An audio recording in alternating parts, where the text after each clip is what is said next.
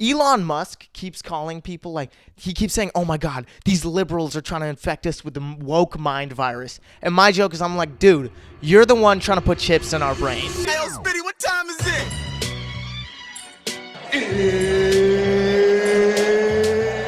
Hey, and welcome everybody to another episode of Doctor, Lawyer, Comedian. Yeah.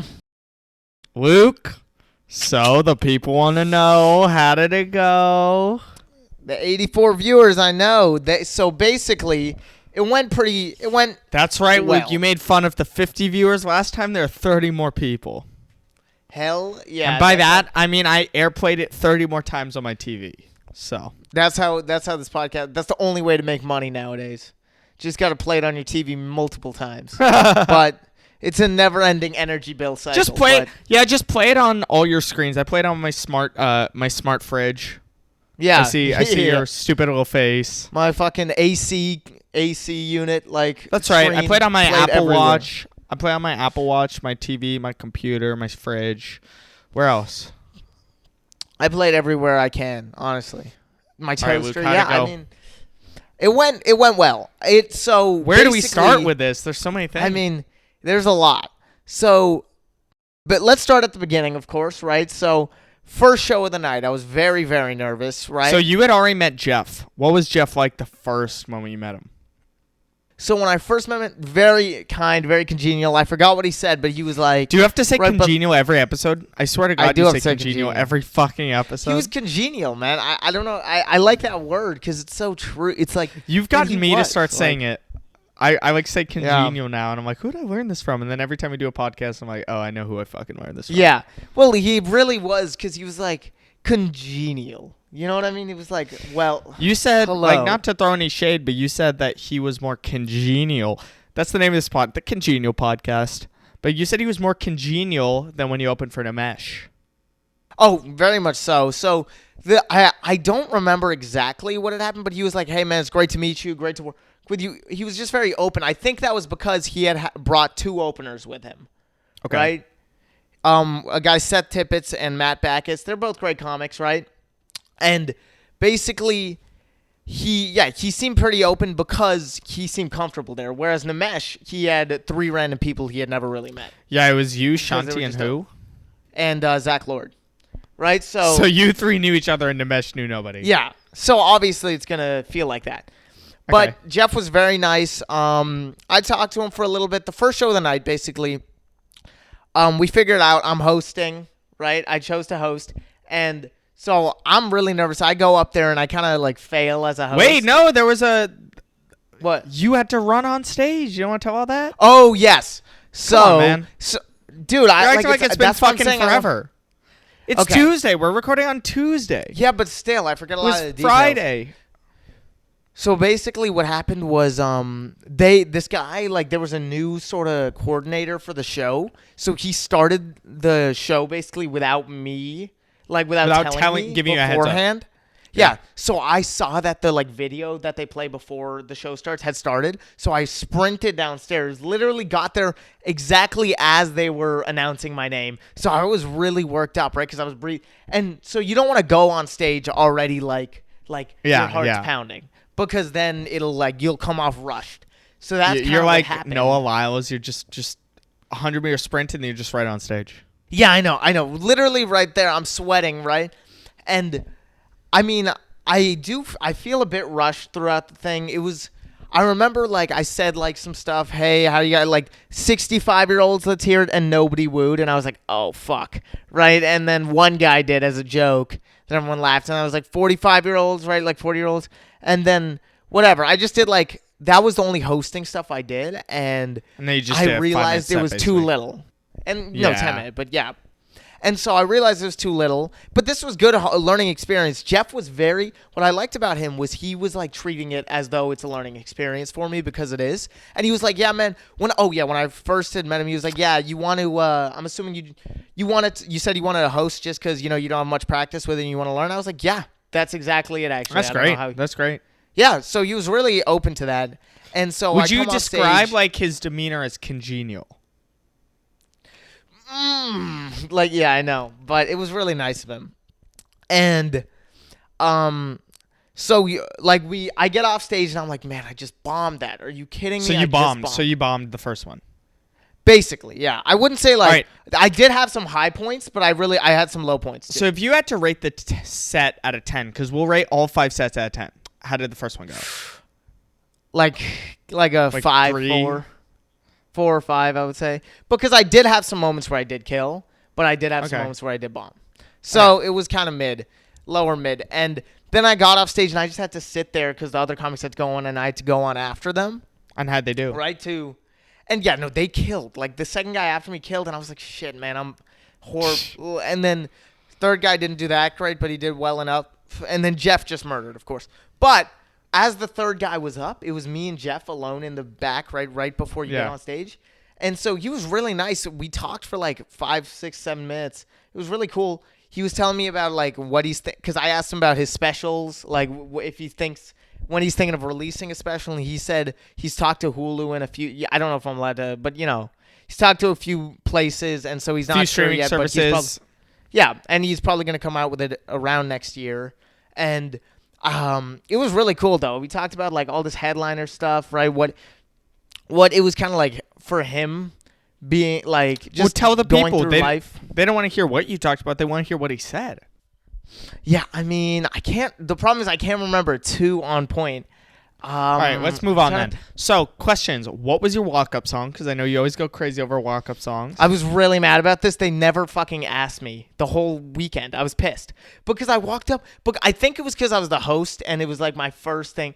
But I didn't get a walk-up song, and I was so mad. Because that's like my biggest thing. I love walk-up songs. And what credit did he use for you? I didn't. Well, they didn't use a credit since I was host. Really? So they were just like, "Here's your host, this kid.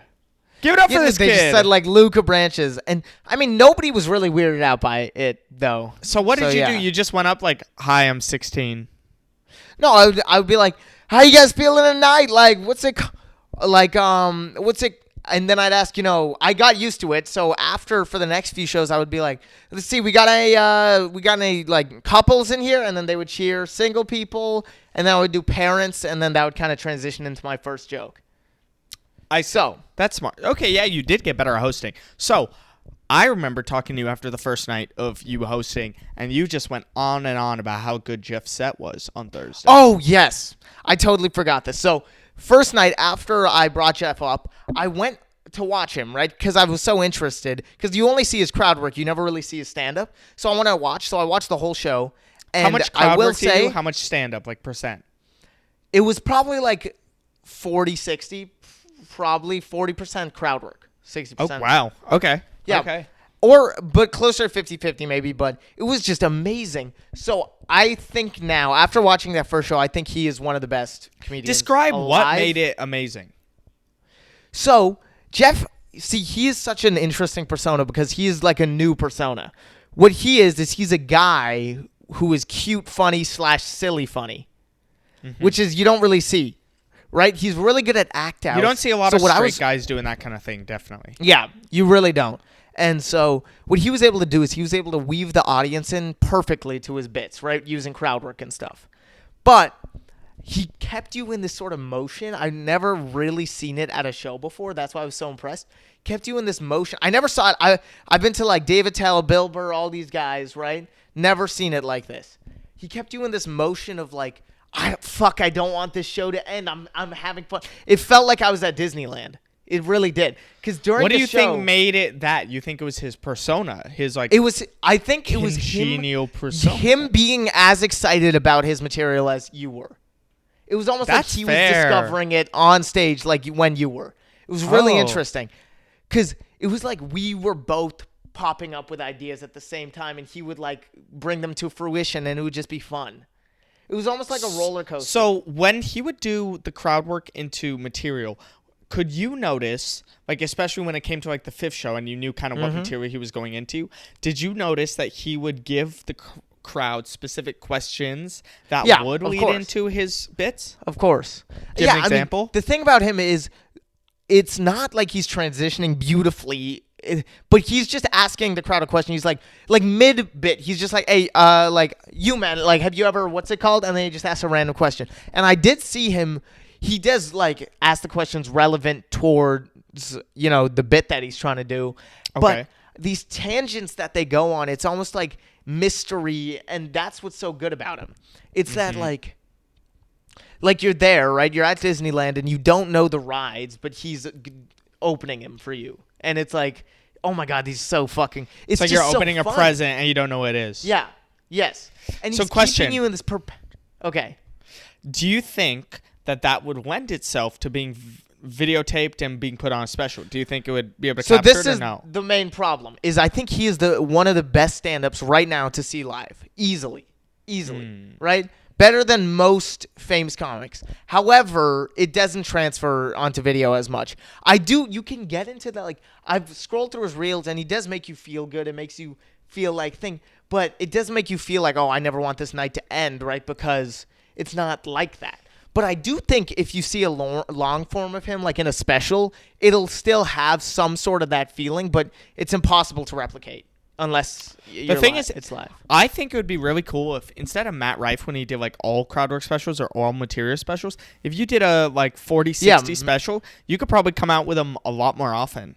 You know? Oh, easily. And the thing about Jeff is he's so good at act outs that's his immediate thing. And it's like the imagery and everything, you're having so much fun. The reason why I don't think it would be as good as a special is because you have to be in the audience. You have to feel like a part of this community that he created. That it's like, oh, I'm in this community and we're all just having fun. He's not hating on anyone. He didn't say a thing that made anyone feel worse than. So he's like a very apolitical comic. Yeah.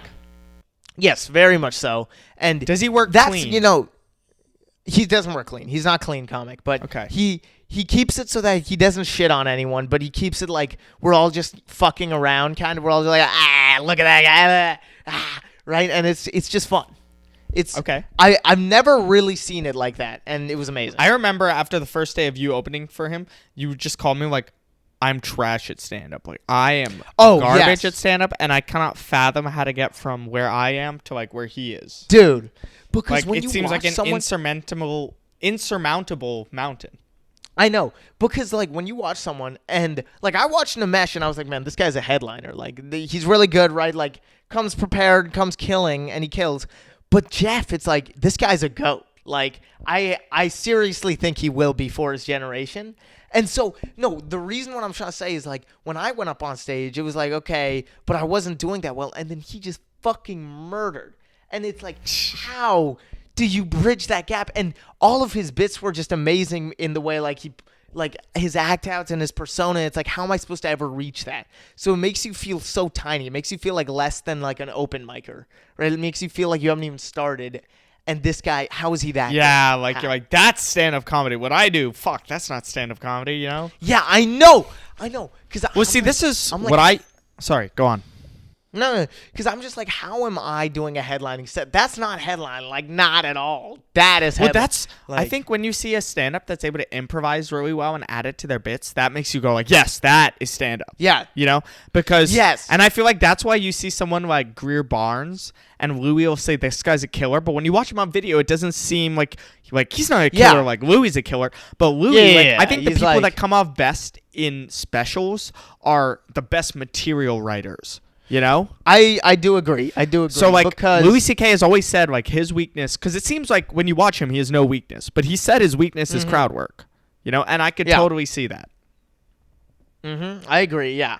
And, okay, I do think, though, that Jeff's persona will be able to come across the screen better than 99% of people's. Because he, like, 99% of comics. Because it's so strong, you'll be able to feel it if you watch a whole special. So, does he have his same... We always talk about persona being the highest form of comedy and the funniest form of comedy. Yeah.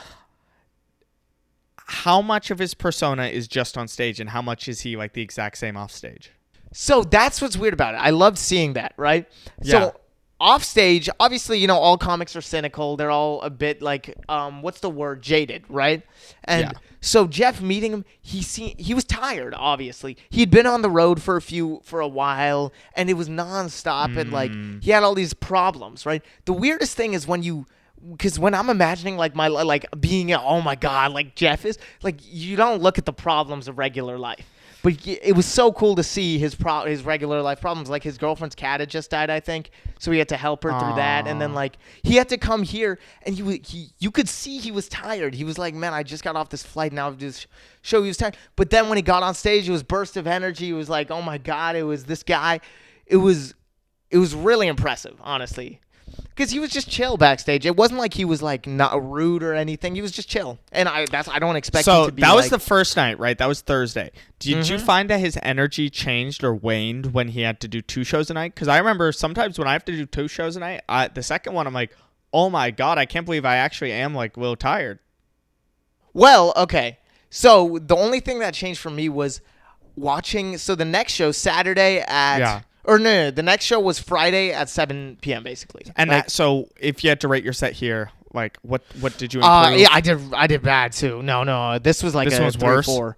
Oh, well, shit. This was mainly I blame the crowd because the crowd was bad for everyone there. It was like just not a good. Okay, but crowd, you're the host. right? You got to tank that. Yeah. Yeah. So I took it. I tanked it, and it was fine. And so I was excited to see how Jeff livens up this crowd. Of course, they like fucking went loud for him. They went crazy. But the only thing that was different was I felt disconnected this time. Maybe it was because like I had already seen all his material and I expected all the ride, right? But also it was like, I don't know. I think it was because I had seen it, but also I feel like it was a bit of disconnect because this crowd felt more reserved and he had to get them out of their, like, you know what I mean? Out of their shell. Did you see him slowly do that where it's like they became you watched them coalesce into a crowd? Slowly, but they didn't get to where I would expect. Like they didn't get to the previous night. They were still a bit too reserved. Yeah. Okay. Yeah. And then the 9 p.m. was great. I mean, did Jeff say anything about that, like backstage or anything?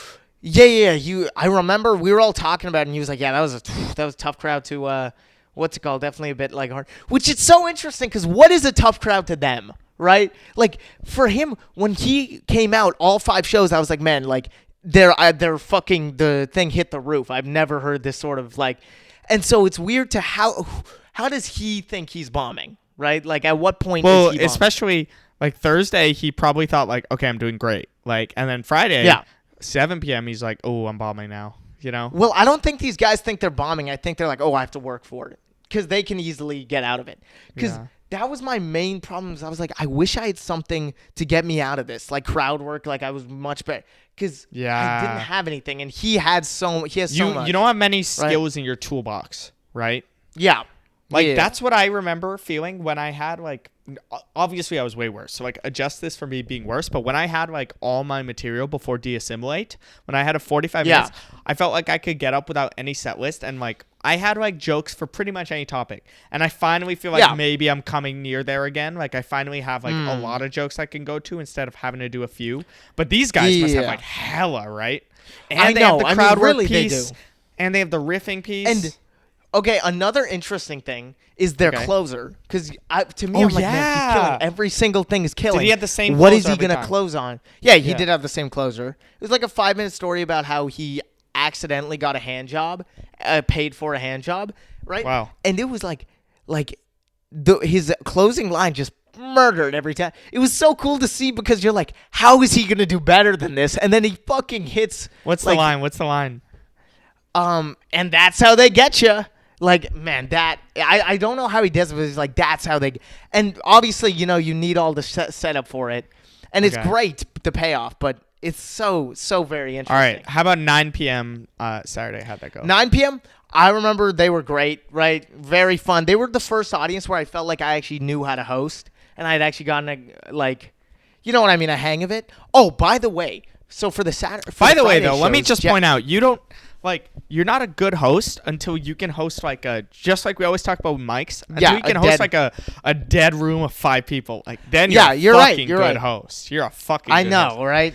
So how'd your set go on that? What'd you rate it? Okay, I want to talk about what happened on Friday first, right? Going in. Sure. So when I went in, Jeff had told me there was going to be a photographer. So there was a guy there. They flew down from New York, and he took pictures of all of us. It was great pro photography. You guys will see my Instagram shit change. I'm so excited for that. And then Jeff told me, Jeff was like, hey, man, this time we're going to do a bit of a different style since we need to speed it up.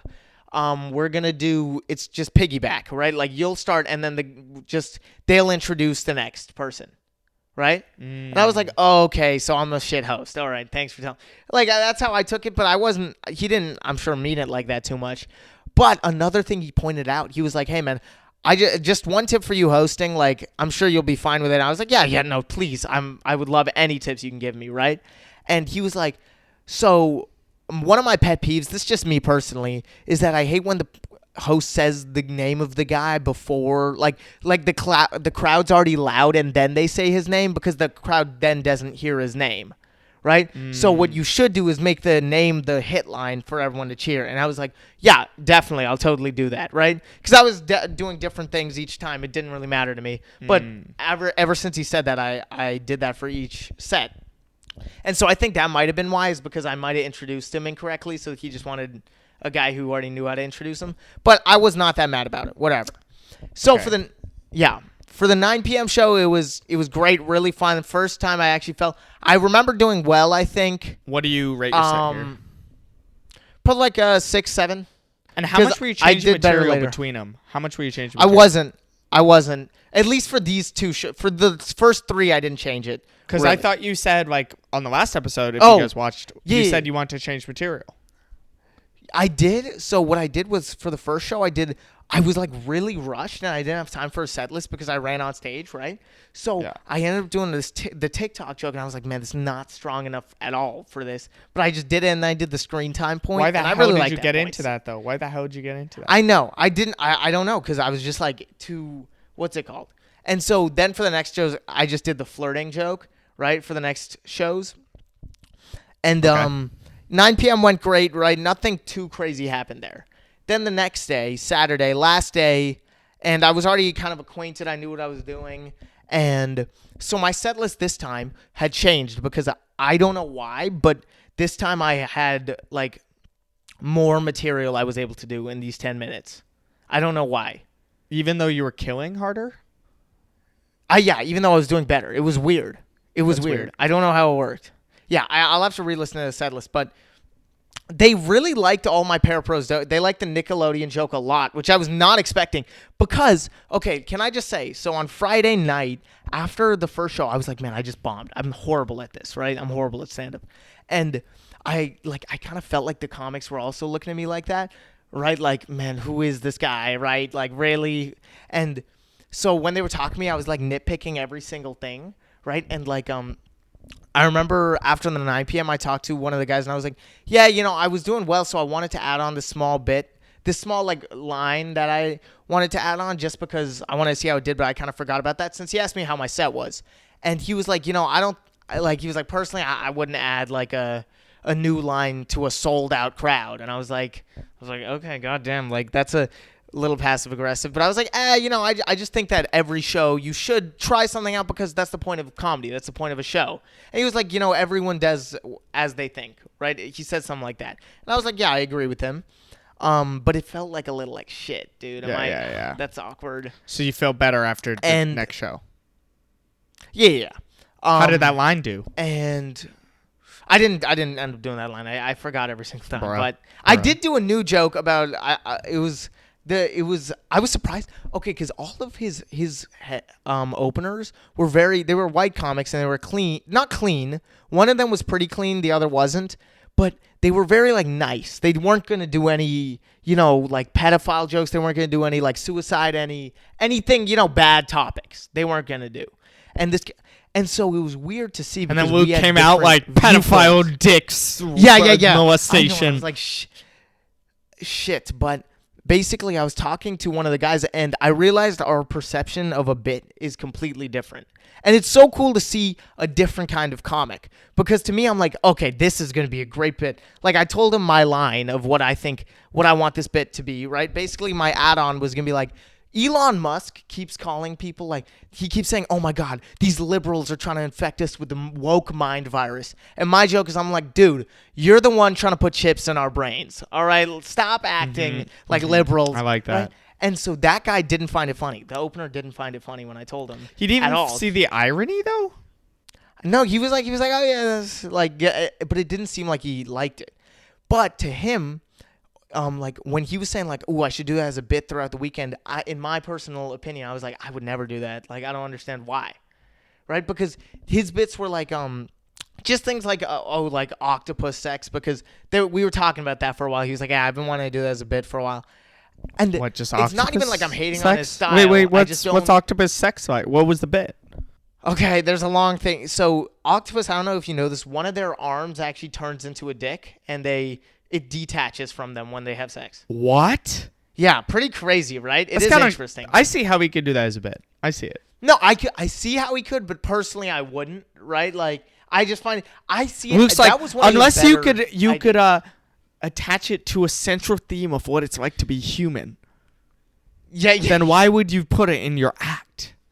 For your But, act is yeah, the I great really- American novel. It's interesting, but we just have. I'm not even hating on his style. I like his stand up, but like we have different styles. So I was like, shit, man, this is not where I'm meant to be at all. Like, I'm not. Like, this is not my kind of crowd either because, right, I'm not that kind of comic. But surprisingly, they liked all the one-liners. They loved the Nickelodeon joke, right? Even though it was a pedophile joke, they loved the where I'm like, yeah, my brother's very nice. He calls me very often. I don't think he knows I work at the suicide hotline, but And they're just like, oh, little Jesselnick. Oh. yeah, they do like that, and I'm not even joking on that one. So I don't know how, but what was I gonna say? They like all the one-liners a lot. Well, that's the thing. The deeper you get into comedy, and the better like you and your peers get, the more you realize there really are brands of comedy. You know? Yeah. And it's like, yeah. if you make a lineup with all these different kind of brands of comedy, not all of them are gonna hit for every audience. You know? No, I know. Like, you're right. So tell me how Saturday went, because we have to wrap up soon. Yeah. I want to talk about one other thing, and I will. So Saturday it Sure. went good, but first show was, I think, amazing. I'm pretty sure the first show was the one that was amazing. It was so fun. Like, oh yeah, I think on Saturday you did text me. So rate your set on that one. First show was amazing. I killed like basically the whole set except for the Coco joke because I needed something to fill it, and I didn't expect to need a filler. But so I just had to throw that in, and it did all right. But I was So what are you killing. It was rating it? really fun. I like an 8 out of 10. It was like All the right. audience was giving back to me what I wanted. It was great. Then the second people, third guy went up and they did good too. And then what's called Jeff went up and killed. It was a great show. Great show, Nice. honestly. And it was nice because at this point I was already like acquainted with the opener, so I could talk to them pretty openly. Chill. It was really chill. We talked about stand up for a while. Really cool. He said listen to White Girls, like one of Tom Segura's earliest albums, his first like White Girls with cornrows or something, which is interesting, and I want to. I heard myself to that do his first albums are his best. Yeah. Yeah, and so we talked about that, and it was really chill, really fun. Honestly, about second the show second went show? not as good, but it was still fun. It was still good enough, and I was so acquainted. I felt comfortable as host, and like a 7 out of 10. So as the weekend went through, I showed my persona more, right? Not my persona, but like How I do don't you really feel have that a you did persona that? yet, but like I just had to be more energetic on stage because I realized I wasn't. And Mom told me, she was like, "You got to be more like outward, Especially on after you stage." watch Jeff. Yeah. Yeah, especially after Jeff, and especially because it's a 450 seater. So I was talking to it like I was preaching, kind of like, and he told me that, like, and I was really trying to, be And what's did it you called? watch the More videos of outward. it yet? Like, did it come off like a little too acty? Because you know how I it can haven't, sometimes. I haven't. Yeah, I know it can, and that's what I Like was me nervous and about, but DSM I White? haven't watched it yet. Yeah, I haven't watched it yet because I haven't gotten the videos from Seth yet. He'll send them over. He's also the videographer, so that does help. You should but release. You should release the Friday. I know. I might. 7 p.m. I'm The probably people gonna, want but- it. The people want it.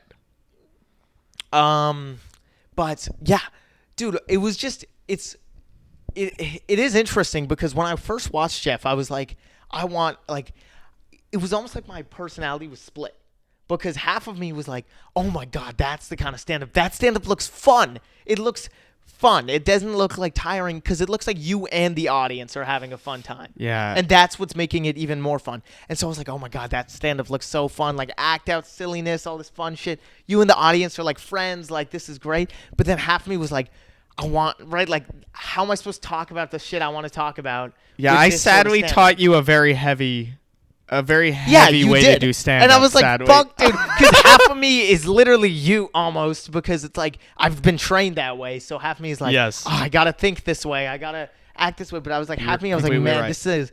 this is fun. So I was really split. And so I'm trying to figure out. And I when think you if figure it out, that's going to be more you inherently. Yeah. And so I watched a lot of Patrice O'Neal too, even though he was exactly the opposite. Because I watched his documentary again. He was just like, I think comedy, I don't think anyone, I think half the people shouldn't be laughing and then half the people should be laughing at them. And I was like, this is not Jeff Arcuri stand-up right here. And I was like, I agree with that. Part of your persona and part of your act is fundamentally what your philosophy on comedy is. Mm-hmm. Because that's what you're trying to do. Yeah. I mean, the thing is I watched Patrice because he's so persona, and he's like talking about the shit I want to talk about, right?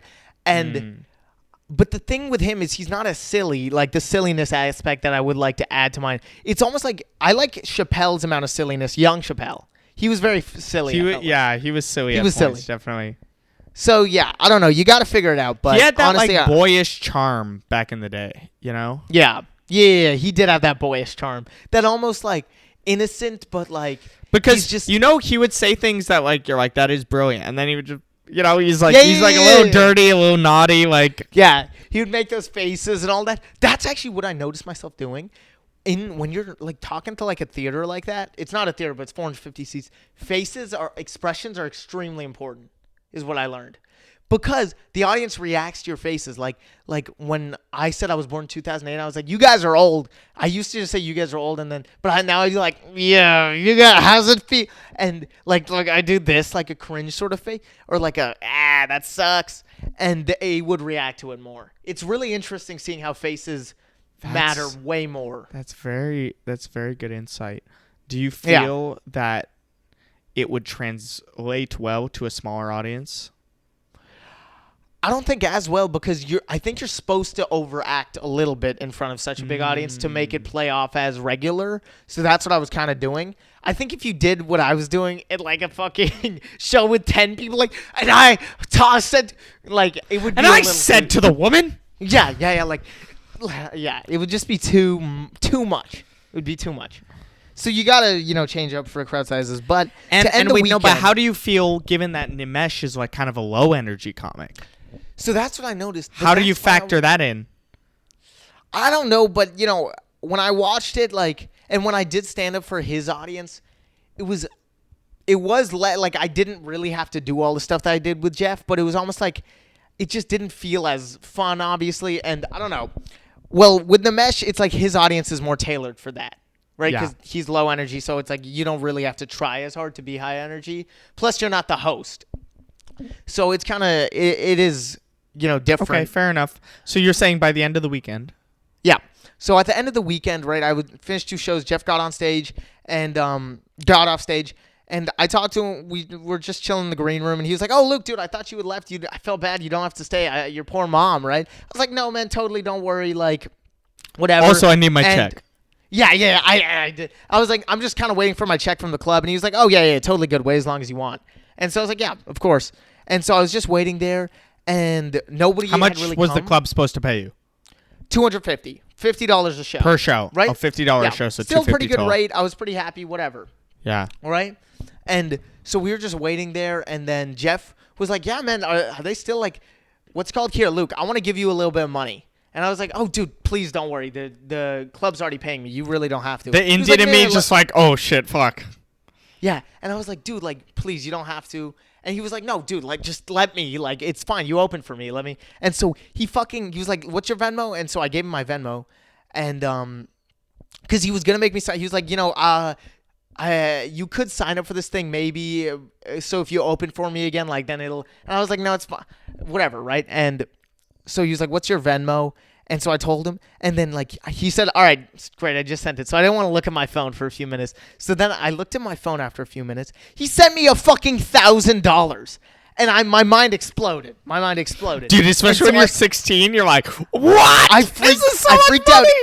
in the green room, I was like, dude, Jeff, you didn't. Oh my God, $1,000. Wait, so you were in the room with him when you realized that he gave you 1,000? And so what? And yeah, so how'd you go? I reacted. And he was like, you think he saw your face when you realized?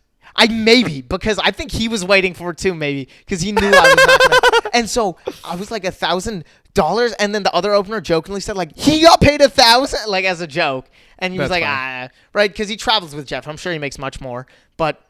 And I was like, oh my God, dude, you really didn't have to do. And Jeff was like, no, man, of course, like whatever. And so he was like, let's go get care of your mother. Take care of your mother. Yeah, I know. I was like, dude, this is amazing. $250 a show is insane to me for 10-minute set. And so he was like, no, $200 a show. Sorry. And so he was like, dude, let's go get your check from the club. And so I was like, yeah, I'm down. So he took me around. I felt very nice because he could tell I was a bit too shy, like as a 16-year-old too, to actually like be like, hey, where's my money, right?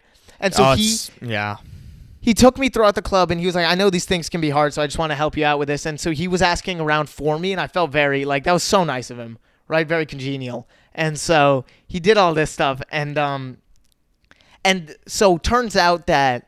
Like, he had just absorbed what the club was supposed to pay me, even though I got the email and stuff. It was just like they just expected him to pay anyway, so it was fine.